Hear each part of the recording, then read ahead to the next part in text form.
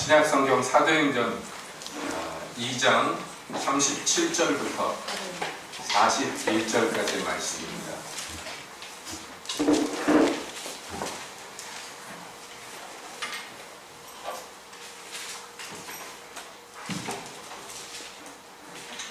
사도행전 2장 37절부터 41절까지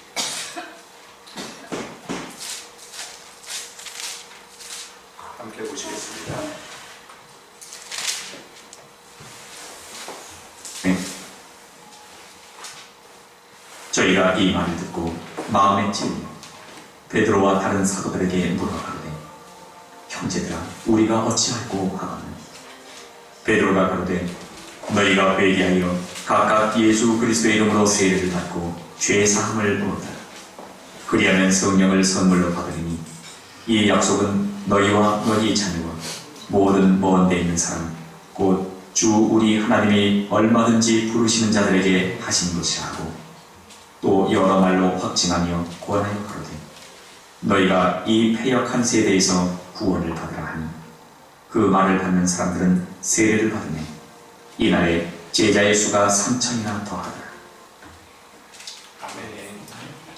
하나님, 이 시간에 주님의 말씀 듣기를 원합니다. 주 오셔서 말씀하여 주시옵소서. 예수님의 이름으로 기도합니다. 아멘. 지난 한 주간 평안하셨죠? 네. 오늘은 우리가 사도행전 2장의 한 기록을 함께 살펴보았습니다. 사실상 어떤 의미에서 이 장면으로 말미암아 신약교회가 시작이 되는 것이죠. 이때 오순절에 성령을 받았던 150문도가 있었고, 그리고 이날에 제자의 수가 3,000이 더해지며 이때부터 해서 본격적으로 예루살렘 교회가 시작이 되는 것이에요. 그래서 오늘날까지 우리 교회 같은 이런 신약의 교회들이 그 뒤를 이어서 계속해서 내려왔던 것입니다. 이 오순절에 여러분들이 잘 아다시피 성령이 인간에게 내려오셨습니다. 그래서 성령이 약속된 대로 사람의 몸을 성전 삼아서 그래서 변화가 시작이 되었는데, 처음 성령 받았던 이 사도들이 나와서 큰 소리로 복음을 외쳤습니다. 그리고 그 대표격인 사도 베드로가 이제 예루살렘에 모였던 그 명절을 맞아 모였던 많은 무리들에게 너희가 하나님이 보내주신 메시아 그분을 죽였다 라고 얘기합니다. 그랬더니 그 말을 듣고 그 말을 들었던 사람들이 마음에 찔림이 있었어요. 그래서 베드로와 다른 사도들에게 물어봅니다. 형제들아, 그러면 우리가 어떻게 해야 되는가? 우리가 그런 줄 몰랐는데 우리가 그런 죄를 지었다니 어떻게 하면 좋겠는가? 하고 그 문제, 죄에서 이제 나올 수 있는, 거기서 빠져나올 수 있는 해결 방안을 물어보게 됩니다. 그때 사도 베드로가 대답한 것이 오늘 읽은 본문 38절에 나와 있는데요. 베드로가 뭐라고 대답하느냐? 이건 너무나 유명한 말씀이라 여러분들이 익히 잘 아시겠지만 다시 한번 봅시다. 너희가 회개하여 각각 예수 그리스도의 이름으로 세례를 받고 죄 사함을 얻으라. 그리하면 성령을 선물로 받으리니 라고 약속했단 말이에요. 그런데 오늘 읽은 본문만 놓고 볼 때 지금 사도 베드로가 이런 얘기를 했어요. 여기에 몇 가지 이 죄의 문제에서 해결받을 수 있는 방안들이 제시됩니다. 이게 전부 뭉쳐서 한 가지지만, 그러나 우리가 이제 이해를 좀 더 쉽게 하기 위해서 좀 나눠보자면, 먼저 첫 번째는 뭐냐면 회개하라 이랬어요. 회개가 뭐냐면 내가 죄를 지었구나 깨닫고 나서 그것을 후회하고 그리고 마는 것이 회개가 아닙니다. 회개라는 건 뭐냐면 그 죄에서 돌이킨다라는 의미인데, 그것은 내 마음의 변화가 시작이 되어서 그래서 구체적으로 용서해 달라고 요청하는 것까지, 이게 회개란 말이에요. 자, 그렇기 때문에 회개에는 크게 보면 두 가지의 방면이 있습니다. 첫 번째는 뭐니 해도 하나님 앞에 죄의 용서를 구하는 거예요. 하나님께 잘못했다고 얘기하는 거예요.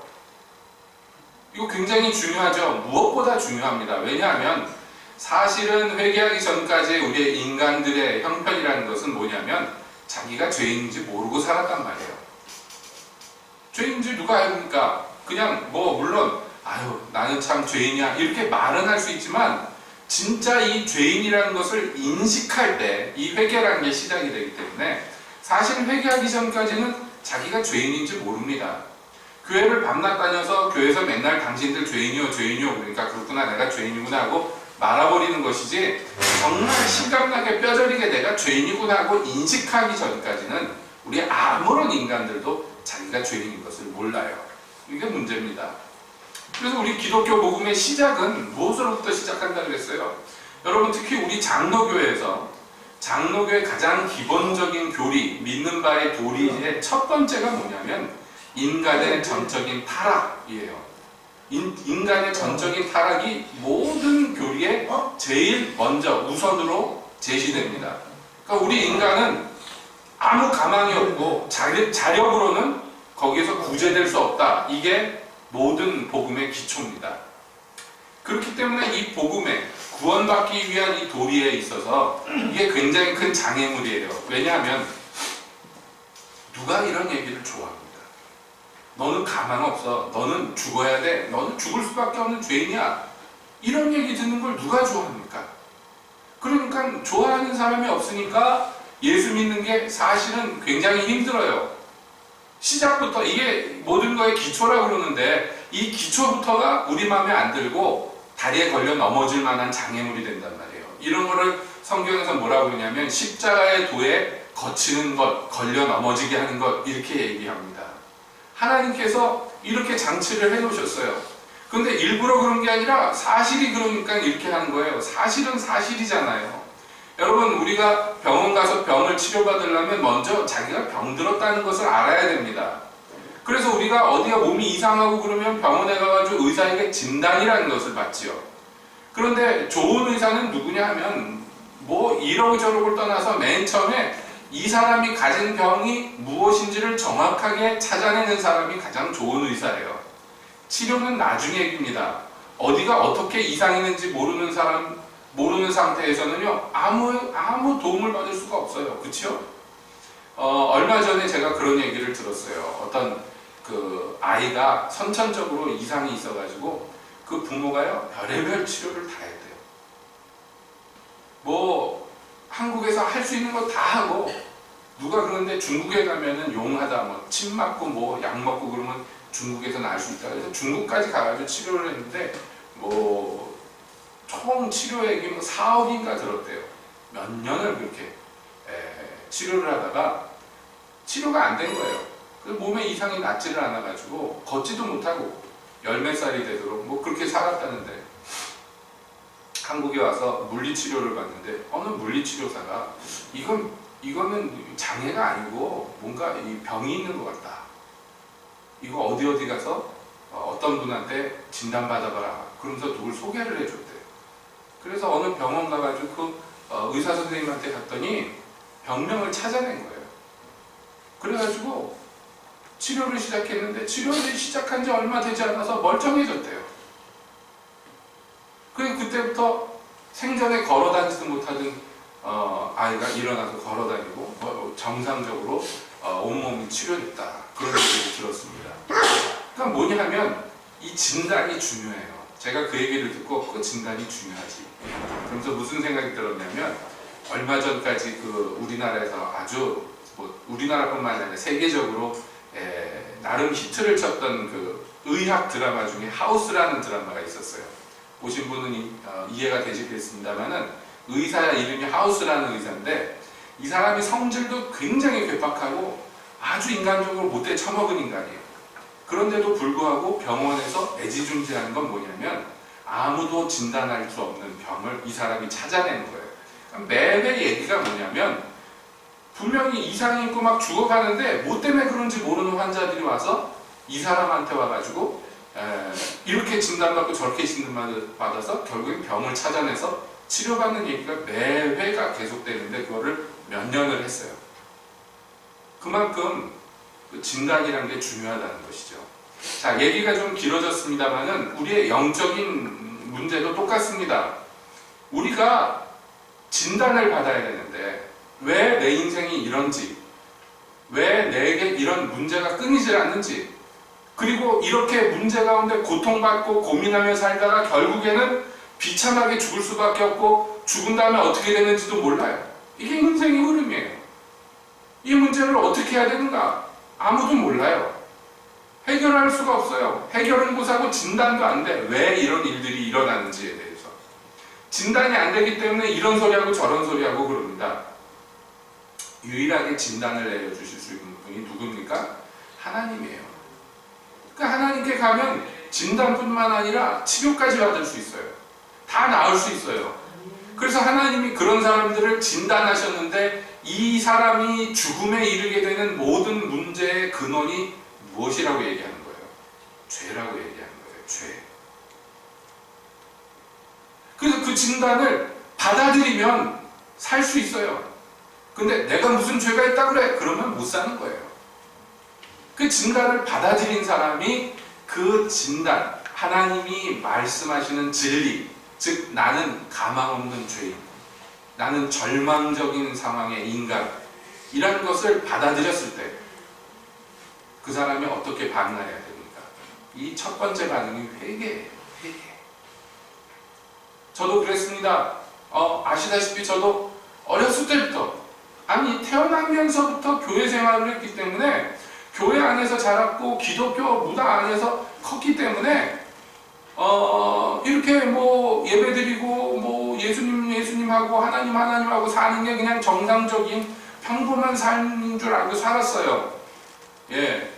그런데 어느 날 알게 됐어요. 하나님의 은혜로.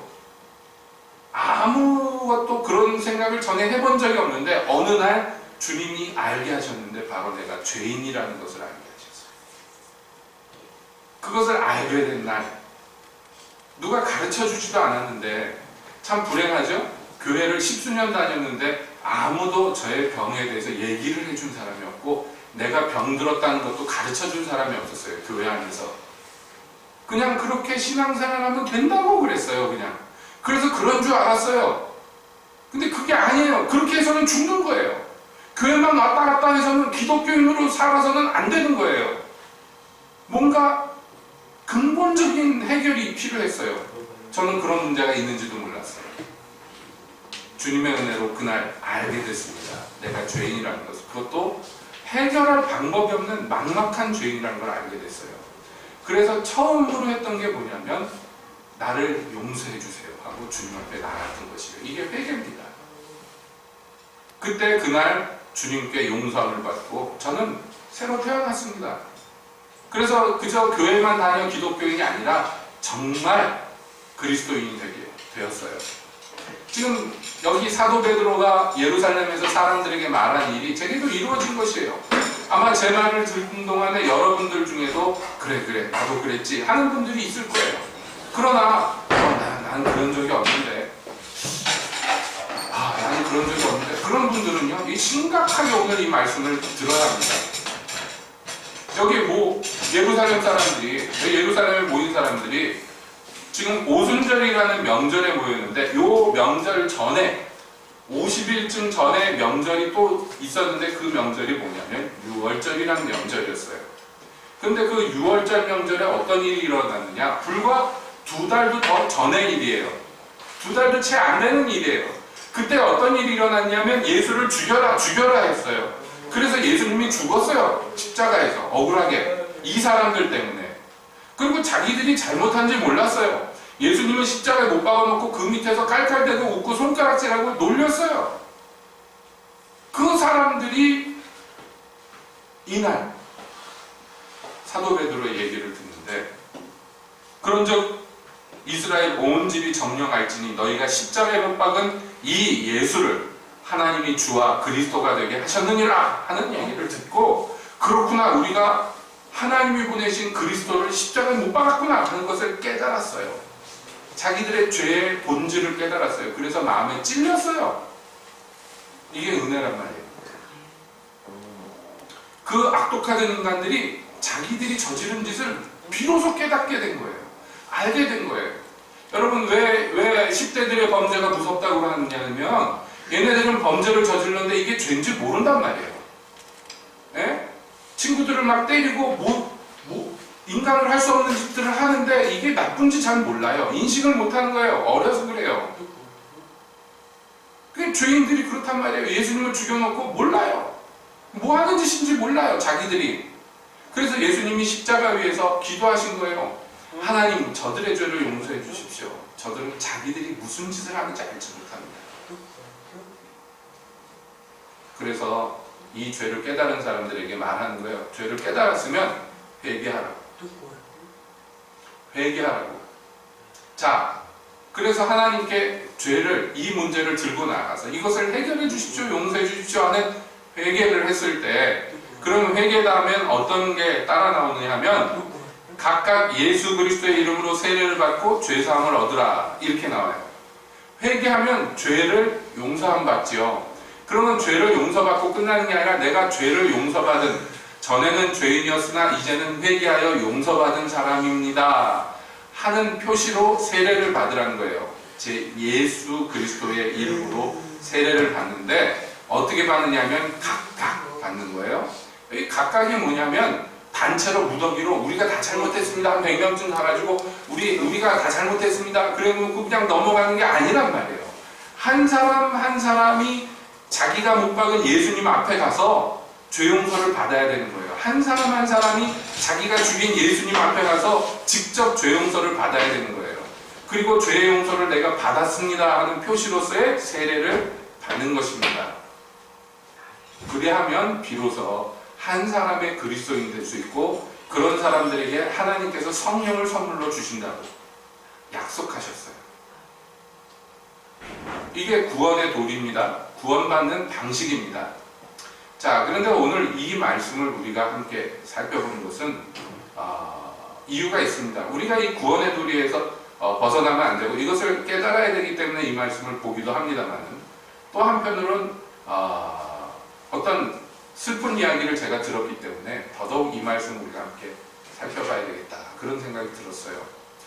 슬픈 이야기가 딴 게 아닙니다. 요 며칠 새에 시끄러웠죠? 어떤 여자 검사 한 명이 자기가 8년 전에 성추행을 당했던 얘기를 이제 세상에 이제 드러냈고, 그것 때문에 막 한국이 들썩들썩하죠. 왜냐하면 여러분, 검사다 그러면 우리나라에서는 정말 어떤 의미에서 참 권력층이고, 그렇지 않아요? 일반 서민에 비하자면 상당히 강한 권력층인데 그 검사도 성추행을 당할 수 있구나, 거기서 자유로울 수 없구나, 충격적인 얘기예요. 그래, 이걸 어떻게 할 건가? 게다가 그 여자 검사가 얘기합니다. 이름은 밝히지 못하지만 자기 동료 여자 검사 중에 성추행이 아닌 성폭행까지 당한 경우도 있다 라고 폭로를 막 하는데, 그 일의 계기가 된 게, 이런 일이 8년 만에 불거진 이유는 뭐 여러 가지가 있겠습니다만은 직접적인 이유로 언급되는 게 뭐냐면, 우리나라에서 알만한 아주 좋은 교회에서 세례를 베풀었는데 그 세례받은 사람 중에 하나가 대표로 간증을 했어요. 그래서 그 간증한 것을 눈물을 흘리면서 간증을 했는데, 세례받고 그것을 교회 이제 홈페이지에다 올려놓은 거죠. 저희 설교를 찍어서 인터넷에 올려놓듯이 올려놨는데, 그거를 이 여자 검사가 보았다는 거예요. 자기는 그 8년 전에 당한 그 고통이 어제일 같고 잊혀지지가 않는데, 그것을 저지른 가해자가 저렇게 가증스럽게 간증하고 눈물 흘리고 하는 걸 보니까 참을 수 없다. 그래가지고 이 일이 시작이 됐다는 얘기를 들었습니다. 그래서 그 간증하신 양반은 물론이고 그 교회조차도 얼마나 지금 비난을 많이 받는지 몰라요. 그 한편 생각해보면 교회 입장에서 보면 그렇잖아요. 세례받는 사람의 옛날 몇 년 전까지 이 속속들이 삶을 어떻게 조사를 하냐, 교회에서. 그 교회가 국정원도 아니고 뭐 검찰청도 아닌데 그걸 일일이 어떻게 다 조사를 하고 검사를 해서 세례를 줄 수 있겠는가? 이렇게 반문합니다. 뭐 그것도 사실은 일리가 있잖아요. 세례를 주는데 그 사람이 과거에 무슨 짓을 했는지 사실은 교회에서 어떻게 다 알겠습니까? 안 그래요? 안 그래요? 감추는데 어떻게 알겠냔 말이에요. 제가 여러분들 사생활을 알겠습니까? 모르죠. 여러분들이 집에서 무슨 짓을 하는지 저는 모릅니다. 물론 하나님은 아시겠죠. 근데 그렇다고 해가지고 세례를 안 줄 수도 없잖아. 세례를 받겠다 그러는데 신앙을 고백하는데. 그런데 사실은 이게 어쩔 수 없는 일이다. 뭐 이렇게 지나갈 수 있는 얘기가 아니에요. 왜냐하면 최소한 우리 대한민국 조국의 교회에는 근본적인 어떤 신앙의 문제가 이제 촉발되어서 드러난 것이에요. 그 어떤 것이냐 말이에요. 여기 우리가 오늘 구원의 도리에 대해서 배웠습니다. 성경을 통해서 들었습니다. 그렇죠? 너희가 회개하고 각각 예수 그리스도의 이름으로 세례를 받고 죄사함을 얻으라. 그리하면 성령을 선물로 받으리니, 우리가 이것을 구원의 도리로 알고 이 도리를 통해서 우리가 구원받는 줄로 믿습니다. 그거 옳습니다. 그러나 곰곰이 들여다보면 착각하고 오해하는 부분들이 많아요. 이 구원의 도리에 대해서 말이죠. 사람들이 이 말을 들었어요. 이 약속은 너희와 너희 자녀와 모든 먼데 사람 곧 우리 하나님이 얼마든지 부르는 자들에게 하신 것이다 라고 했을 때 그 얘기를 들은 사람들이 아 그렇구나 하고선 끝난 게 아니에요. 그리고 나서 이렇게 돼 있어요. 40절에 또 여러 말로 확증하며 권하여 가로되 너희가 이 패역한 세대에서 구원을 받으라 하니 라고 돼 있어요. 이때 일어난 많은 교훈과 많은 가르침들을 지금 사도행전을 적으면서 이 사도행전의 저자가 요약하고 압축해서 몇 절에다가 다 집어넣는 거예요. 여기 뭐라고 그러냐면 많은 말로 그 외에 더 많은 여러 말로 확증하며 그들에게 권하였어요. 그 확증하고 권한 내용이 무엇이냐 하면 너희가 이 패역한 세대에서 구원을 받으라 라고 얘기했어요. 이게 사도의 가르침이에요. 그랬더니 그날에 이 말을 듣고 믿는 사람이 믿고 나서 세례를 받았는데 그 세례 받은 사람의 숫자가 3,000이더라 라고 나오는 거예요.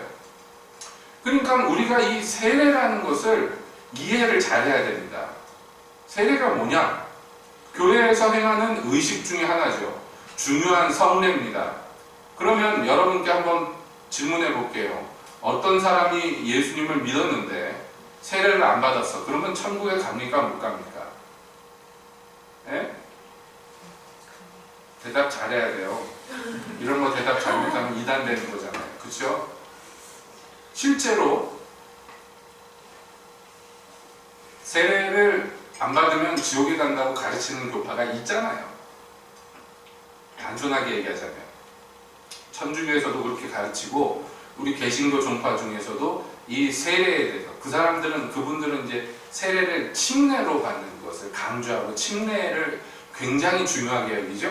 그래서 그런 분들이 이제 침례교로 이제 구분이 되는데 침례교도 뭐 교회마다 다릅니다만은 침례교 중에서 아주 심하게 얘기하는 교회에서는 뭐라고 얘기하냐? 침례교 전체가 그런 건 아닌데 어떤 교회에서는 침례를 안 받으면 구원받을 수 없다고 가르친단 말이에요.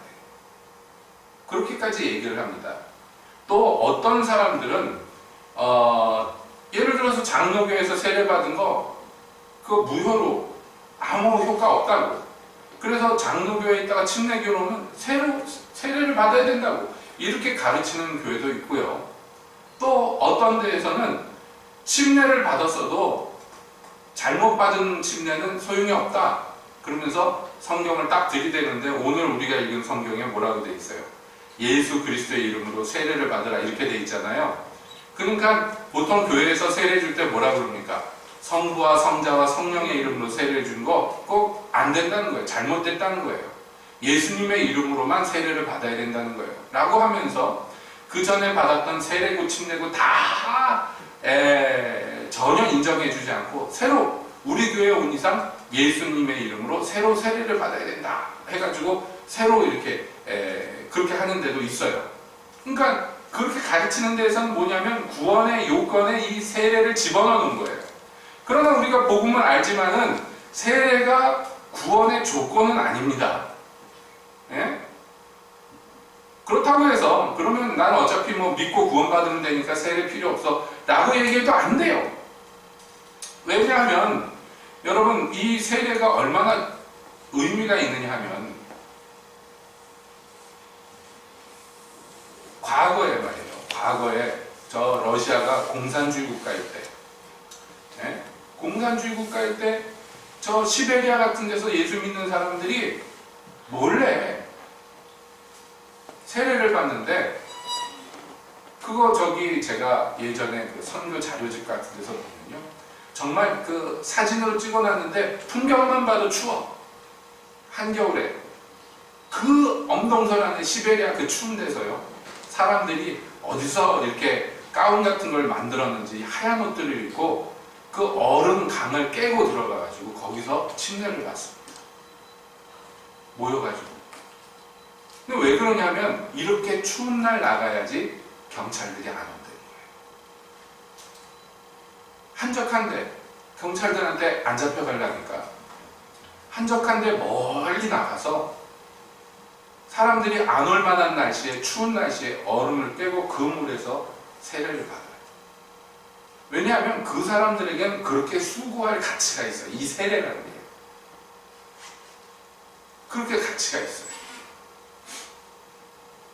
이 세례라는 게 굉장히 중요합니다. 우리 기독교에서 성례 중에 굉장히 중요한데 왜냐하면 이 세례는 과거로 따지자면 구약시대로 얘기하자면 할례와 마찬가지라는 거예요. 예? 할례가 뭐냐면 이스라엘 백성들이 하나님과 계약을 맺는데 하나님이 우리 하나님이 되고 우리는 하나님의 백성이 됩니다 라는 계약의 표시로서 몸에다 행하는 게 할례라. 이것은 어떤 의미에서의 세례의 모형인데요. 그러니까 신약교는 이게 이제 세례처럼 아니 이게 이제 세례와 같이 되는 건데 예, 세례는 뭐냐면 내가 정말 회개하고 예수님을 믿고 예수님께 죄 용서를 받고 새로 태어났습니다 하는 표시를 하나님과 사람 앞에서 행하는 거예요. 그래서 중요한 거예요. 뭐 비슷한 예를 들자면 정확한 예는 아니겠으나 이해를 돕기 위해서 예를 들자면 우리가 결혼을 할 때 말이에요. 사실은 그렇잖아요. 뭐 군청 가가지고 그냥 혼인신고서만 찍찍 써버리면 그것도 결혼이에요. 사실은 그렇잖아요. 심지어는 혼인신고를 안 해도 법적으로 사실혼 관계다 그러면은 부부로서의 권리를 누릴 수가 있습니다. 그럼에도 불구하고 없는 살림에 뭐 해요? 사람들이 결혼할 때 결혼식 하잖아요. 꾸역꾸역. 왜 해요? 결혼식. 그게 뭐 법적인 무슨 효력이 있어요? 결혼식이? 그런 거 아닌데도 굳이 결혼식을 왜 하냔 말이에요. 중요하니까 하지. 결혼식 중요하잖아요. 사람들 앞에서 우리나라식으로 하면 일가 친척들 다 모인 데서 이 두 사람은 부부가 되었습니다 하는 것을 이제 만방에 선포하는 거예요. 비유컨대 세례라는 것이 마치 그와 같다는 것입니다. 그래서 세례의 이 의미를 골로새서 2장 12절에서는 이렇게 얘기합니다. 너희가 세례로 그리스도와 함께 장사한 바 되고 또 죽은 자들 가운데서 그의 일으키신 하나님의 역사를 믿음으로 말미암아 그 안에서 함께 일으키심을 받았느니라. 성도들에게 이렇게 얘기해요. 자, 세례라는 게 뭐라는 거예요? 예수님과 함께 죽었다라는 표시랍니다. 죽었다. 장로교에서는 세례를 갖다가 머리에다 이렇게 물을 바르는 식으로 해서 세례를 줍니다만은 정확하게 얘기하자면 요단강에서 세례요한이 세례를 줄 때 어떻게 합니까? 예, 사람을 물에다 집어넣다가 끄집어냅니다. 또는 사람을 물에다가 앉히든지 세워놓든지 하고 물을 떠다가 머리에서 붓습니다.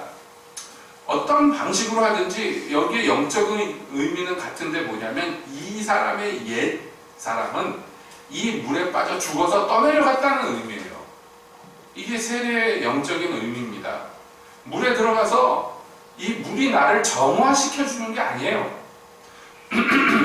그래서 베드로전서 3장 21절에서 얘기합니다. 물은 예수 그리스도의 부활하심으로 말미암아 이제 너희를 구원하는 편이 곧 세례라. 육체의 더러운 것을 제하여 버림이 아니요 오직 선한 양심이 하나님을 향하여 찾아가는 것이라 라고 얘기합니다. 이 물이 우리의 몸뚱아리는 씻을 수 있지만 우리의 영을 씻어주는 것은 아니에요. 그러나 우리가 이 물을 통해서 무엇을 경험하느냐 하면 예수 그리스도 안에서 함께 죽고 함께 살아서 하나님을 향해서 나아가는 것을 경험하게 된다는 것입니다. 그래서 로마서에서는 얘기해요. 무릇 그리스도 예수와 합하여 세례를 받은 우리는 그의 죽으심과 합하여 세례를 받은 줄을 알지 못하느뇨. 그러므로 우리가 그의 죽으심과 합하여 세례를 받음으로 그와 함께 장사되었나니 이는 아버지의 영광으로 말미암아 그리스도를 죽은 자 가운데서 살리심과 같이 우리도 또한 새 생명 가운데서 행하게 하려 하심이라 라고 얘기합니다. 그러니까 이 세례에 대한 교훈들의 공통점이 뭐냐면 나의 옛사람은 그리스도와 함께 죽었다 하는 것이 세례의 의미고 그 다음에 나는 뭐냔 말이에요. 그 다음에 나는 그리스도와 함께 다시 살리심을 받고 이제 새 사람으로 살게 되었다라는 의미라는 거예요. 그러니까 이 세례받고 구원받는 이 여정에서 그래서 사도가 말하는 거예요. 이 밖에 여러 말로 그들을 권하며 뭐라고 했냐면 이 패역한 세대 가운데서 구원을 받으라 라고 얘기했어요. 그러니까 이전에는 이 패역한 악한 세상의 한 일부분으로서 내가 살았지만 이제 더는 그것과 함께 살 수 없는 결별한 자가 된다는 의미입니다. 자, 제가 세례에 대해서 말씀을 하면서 뭐라고 그랬습니까? 우리가 현재 우리 조국의 교회, 대한민국 교회가 이 구원의 도리에 대해서 많이 오해하고 있는 것이 있는데, 그러니까 세례라는 것은 구원의 종착역이 아니에요. 구원의 시작입니다. 우리가 세례를 받았다는 것은 이제 죽었고 다시 태어났습니다 하는 의미예요. 태어났는데 무엇을 향해서 태어났냔 말이에요. 전처럼 패역한 세대로 계속 사는 그 삶이 아니에요. 이제는 완전히 다른 삶이에요. 전의 삶은 뭐예요? 전의 삶은 죽었어요. 나의 옛사람은 죽었어요. 세례가 그것을 표시하고 증명하는 것이에요. 증거하는 것이에요. 그러니까 세례를 받았다는 것은 사람과 하나님 앞에서 공언하는 거예요. 나는 나의 옛사람이 예수님과 함께 죽었음을 공언합니다. 그리고 이제 살아있는 나는 이제 그리스도 안에 있습니다. 나는 이제 그리스도 예수와 함께 사는 사람입니다. 라고 공언하는 거예요. 그러니까 세례받는다는 것은 뭐예요? 전과 같이 살지 않겠다고 공언하는 것이에요. 그래서 그날에 이 말을 믿은 자들이 세례를 받음에 수가 3,000이더라 라고 얘기하는 것이죠. 이게 초대교회 때는 명백했습니다. 세례를 받은 자는 그 전과 같이 살 수 없다는 것을 자기도 알고 남도 알 수 있었어요. 이게 세례의 굉장히 중요한 이유이기 때문이에요. 그러나 이것이 점점 요식행위화되고 그러다 보니까 그냥 마구잡이로 세례를 베풀어요. 여러분 뭐 아시겠지만 우리 교회가 개척한 후에 세례를 한 번도 제가 해본 적이 없어요. 우리 교회에서는. 처음에 개척하면서 교회를 시작하면서 성부를 샀어요. 성찬기를 사고 그 다음에 세례 줄 때 쓰는 도구도 샀는데 그거 한 번도 꺼내보지도 못했어. 포장도 못 뜯었어 아직. 왜냐하면 누구도 저한테 와서 세례 주세요 한 사람이 없었기 때문입니다. 그것은 한편 유감이지만 또 한편으로는 다행이라고 생각해요. 왜냐하면 누가 와서 목사님 세례 주세요 그런데 제가 안 됩니다 그러게 뭐 하잖아요. 왜 주기도 전에 안 됩니다부터 할 생각을 하냐고요? 아닙니다. 세례를 주기를 저도 원해요. 그러나 함부로 줄 수 없다는 거예요. 세례를. 의미를 아는 이상 이거 함부로 할 수 없어요. 결혼식 막 아무렇게나 해도 돼요? 이 여자랑도 하고 저 남자랑도 하고 막 재미로 막 결혼식하고 그래요? 그럴 수 없어요. 그렇지 않아요? 세례도 마찬가지예요. 굉장히 중요합니다. 그래서 과거에는요 세례 받는 게 참 어려웠어요. 우리나라에서도 참 어려웠어요. 복잡하고 어려웠습니다. 그래서 세례 받기 전에 교리 공부하고 그래서 세례 문답하고 그거 통과한 다음에 그 다음에 1년 동안 더 두고 보고 그 다음에 세례 주고 막 이랬어요. 근데 요즘에 어떻습니까? 그냥 어떻게든지 세례를 주려고 교회들이 막 그럽니다. 세례만 받아놓으면 언젠가 교회 안에 정착하게 돼 있다고 이런 소리를 합니다. 그런 거 아니에요. 세례는 그런 거 아닙니다. 그 과거에 종교개혁 당시에 참 사람들에게 미움받았던 종파가 있는데 이 사람들이 제세례파라는 사람들이에요. 장단점이 있습니다만은 그러나 한 가지 이분들이 믿었던 그 신조에 중요한 것이 있는데 왜 제세례파라는 말을 붙었냐면 천주교인으로 태어나잖아요. 유럽에서 살았으면 그럼 무조건 태어나자마자 다 교회 가서 세례를 받는 거예요. 천주교에서는 영세라는 걸 받잖아요. 근데 그들 중에 어떤 사람들이 성경을 읽게 되고 성경을 연구하다 보니까 야 우리가 영세 받아서 구원받는 게 아니잖아. 믿음이 없는데 영세 받아서 무슨 소용이 있냐는 거예요. 그걸 깨달았어요. 그래서 이들이 성경을 따라서 예수를 진짜 믿기로 작정하고 진짜 믿은 후에 서로에게 세례를 새로 베풀었어요. 그것을 보고서요 천주교에서 저것들이 세례를 한 번 더 받는다 그래서 제세례파라고 이름을 붙였어요. 이 사람들을 제침례파라고도 부릅니다. 이 사람들이 이단으로 몰려서 천주교인들한테도 죽임당하고 개신교인들한테도 죽임당했어요. 지금 그 후손들이 소수가 남아있긴 합니다만은 그 모든 신조가 다 옳다는 건 아니지만 그 사상은 굉장히 건전한 것이죠. 즉 믿음의 고백 없이 회개 없이 세례는 아무 쓸모가 없다. 그러므로 이 회개와 세례는 짝하여 하나인데 지금 일련의 일들이 벌어집니다. 어떤 사람이 세례를 받았는데 이 사람이 세례받고 간증하면서 눈물을 흘렸는데 그것을 본 피해자가 열받아가지고 세상에다 그 과거의 행적들을 뻥 터뜨렸다. 요약하자면 그 얘기인데요. 그게 그 사람만의 문제가 아니에요. 그 무슨 검사하는 그 사람만의 문제가 아닙니다. 뭐냐면 지금 한국의 교회가 이 구원의 도리에 대해서 굉장히 가볍게 생각하고 굉장히 우습게 생각합니다. 교회를 그냥 다니니까 무조건 세례를 받아라 아닙니다. 제가 과거에 고등학교 미션 스쿨에서 사역할 때 말이죠. 그 학교는 신입생들이 들어오는 1학년 때 무조건 전교생이 다 세례를 받게 되어 있었어요.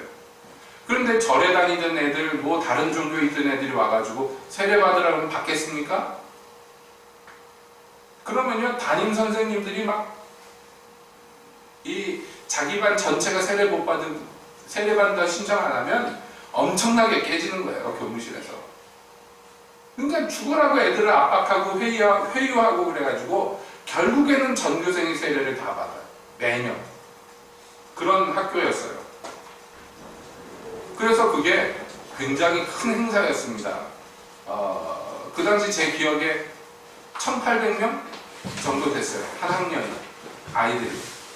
그 1800명한테 하루에 세례 주려면 굉장히 큰 행사가 돼야 돼요. 목사님들도 굉장히 많이 와야 되고 수십 명이 와가지고 나눠서 세례를 주고 막 그래 운동장에서 막 강당에서 하고 그러는데 운동장에서도 하고 그랬는데요. 그 당시에 기독교 방송에서 그거 라디오에서 TV는 없을 때니까 라디오에서 그거 방송도 해주고 그랬었어요. 큰 행사였어요. 한국에서는. 그런데 제가 거기에 부임해가지고 보니까 이게 얼마나 험한 그 애들 세례 주면 무슨 소용이 있어요 그게. 근데 일개 보조교사가 이사장님의 하시겠다는데 거기다 대고 뭐라고 할 수도 없잖아요. 임시직이 요즘으로 얘기하자면. 그 이걸 어떻게 해야 될까 고민하다가 교목분하고 저하고 둘이서 고민하다가 결론이 뭐냐면 어차피 얘네는 이 학교에 온 이상 다 세례 받아야 돼. 어차피 빠져나갈 구멍이 없어. 전학 가기 전에는. 그러니까 어차피 받는 세례 진짜로 예수님을 만나게 해주자. 그래가지고 기도하면서 정말 하나님의 은혜로 그 1800명이 다 예수를 믿었어요. 한 2달 정도 걸려서요. 신입생들 뭐 이렇게 교육하는데. 그리고 세례를 받는데 얼마나 그게 은혜롭고 얼마나 좋았는지 몰라요. 한 명 빼고 1800 몇십 명 되는 애들 중에 한 명 빼고 다 세례를 받았는데 그 한 명은 부모가 남명호랑 개교라 죽어도 내 딸은 못 준다 난리를 쳐가지고 결국에는 걔가 받기를 원했는데 못 받았어요. 참 가슴 아픈 일이었지만 그래도 그냥 행사로 끝나지 않고 정말 세례를 받았다는 게 참 지금도 생각하면 참 감사한 일이에요.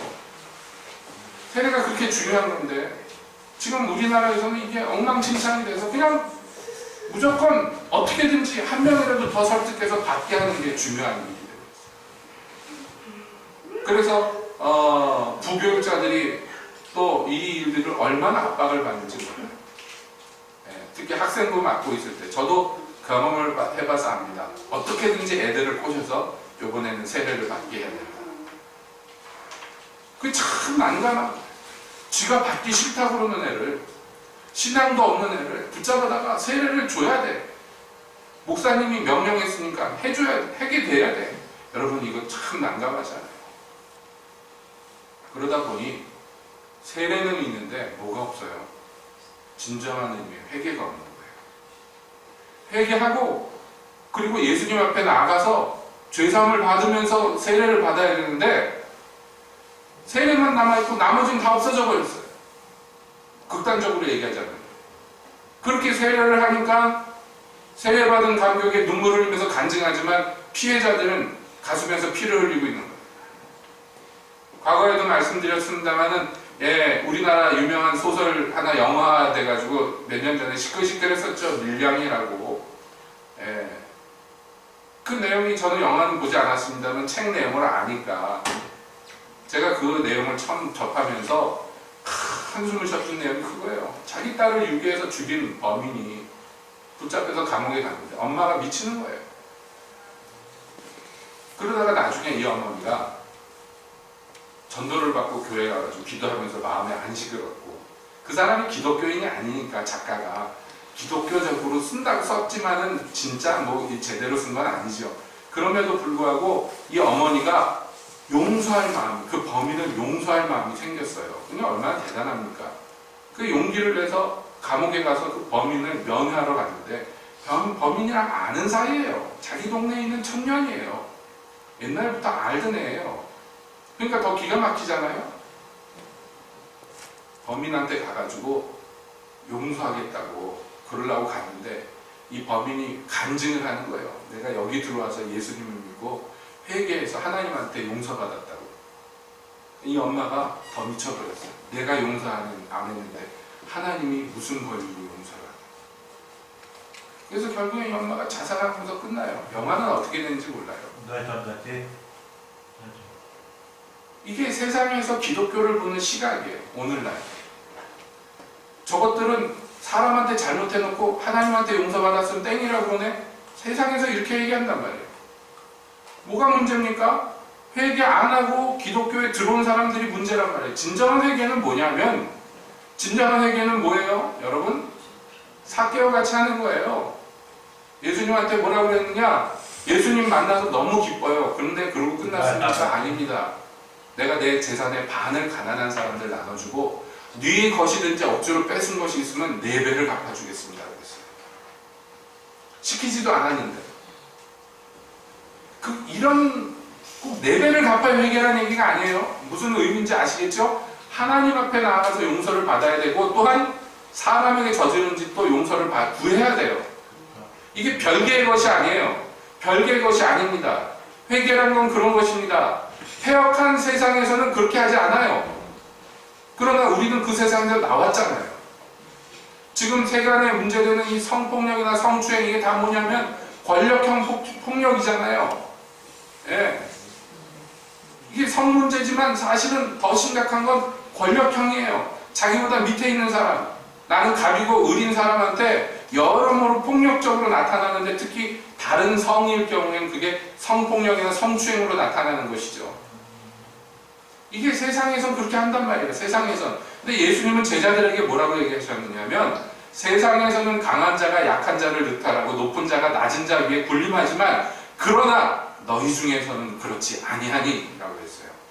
폐역한 세대에서는 그렇게 해요. 죄인들이 다 그렇게 삽니다. 우리나라만 그런 게 아니에요. 지금 미국에서 벌써 작년부터 시끄러웠던 운동이 뭡니까? 미투 운동 아니에요.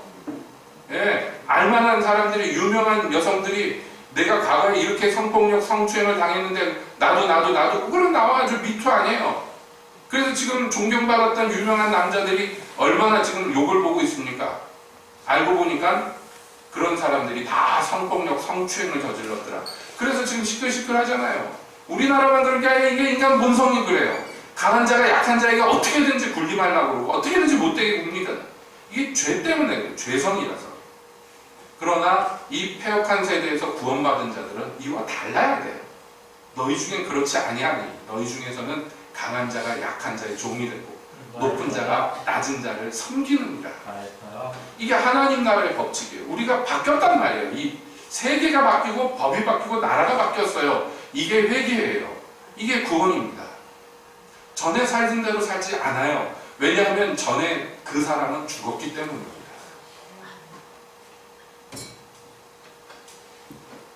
그래서 지금 문제가 되는 건 뭐냐면 좋아요. 세례 받겠다면 세례 줬어요.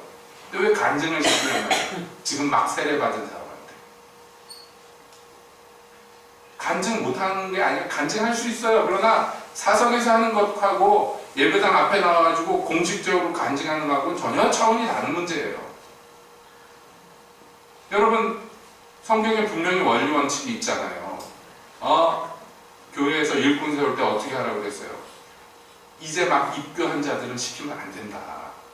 이제 기독교인 막 된 사람한테 그런 거 시키면 안 된다. 왜냐하면 그들이 자칫 교만하여 마귀가 받는 그 정죄에 빠져들까 합니다. 그랬어요. 이게 문제가 되는 거예요.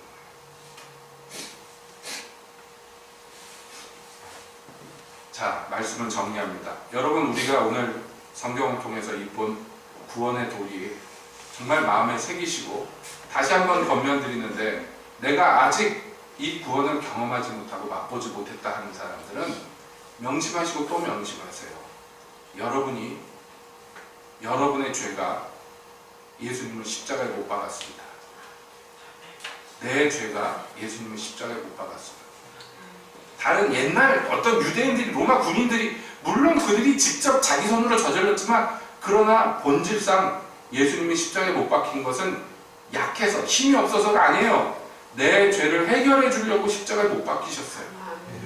그러니까 내가 그분을 십자가에 못 박은 거나 마찬가지예요. 여러분, 이것을 깨닫고 그리고 회개하고 죄사함을 받고 죄사함의 표식으로서의 세례를 받으십시오. 그래서 정식으로 기독교인으로 살 수 있도록 이 악한 세대에서 구원을 받기 원하십시오. 뿐만 아니라 기왕에 구원을 받고 이미 기독교인 되신 분들에게 또 권면드립니다. 여러분, 이것은 단회적인 문제가 아니에요. 구원받은 사람은 계속 구원의 삶을 살아야 돼요. 우리가 세례를 받아서 그리스도와 함께 세례를 받아서 그의 죽으심에 동참했으면 그 다음에 그의 살으심에도 함께 동참하게 되는 것이고 예수님과 같이 사는 것이에요. 내가 세례를 받음으로 누구든지 그리스도와 합하여 세례를 받은 자는 그리스도로 옷 입었느니라. 갈라디아서에서 얘기해요. 우리가 그리스도를 옷 입고 그리스도 안에 감추어져서 사는 것이에요. 나는 구원받았으니까, 나는 구원받고 세례 교인이 되었으니까 그리고 끝나는 게 아니에요. 그게 종착역이 아니에요. 이제부터 구원받은 사람으로서, 세례받은 사람으로서 그리스도 안에서 사는 것입니다. 이것이 참된 회개입니다. 여러분, 우리 새빛교회에서는 진정한 회개, 진정한 세례, 그리고 진정한 세례인으로서의 삶이 지속적으로 이루어지기를 예수님의 이름으로 축복드립니다. 여러분이 소망하면서 다 받아 누리시기를 바랍니다. 기도하겠습니다.